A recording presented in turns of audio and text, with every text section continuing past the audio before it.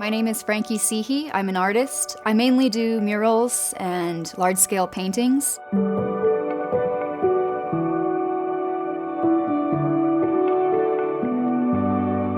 Whenever I make work, I do a little bit of research, and I love taking pictures of what I find.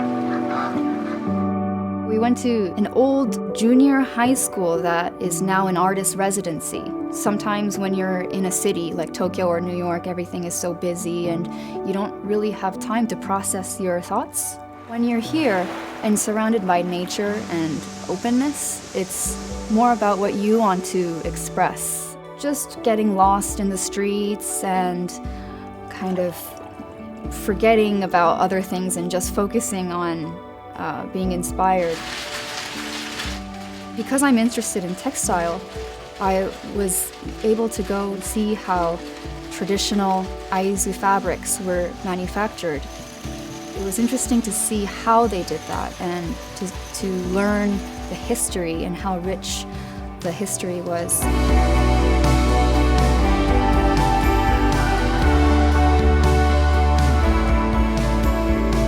To be able to actually hold a brush and paint a bowl myself, that was more of a learning experience than it was to just read about it or, hear about it. It was really great to be able to do those things myself and experience them with my own eyes, to go to places, to continue to explore, but not just to see things from the outside, but really get a taste of it from the inside.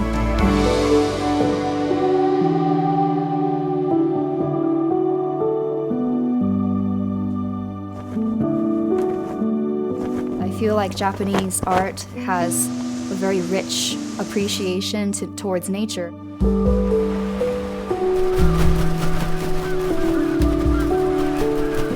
Seeing snow is like seeing a blank canvas, and it just makes me want to use a lot of color.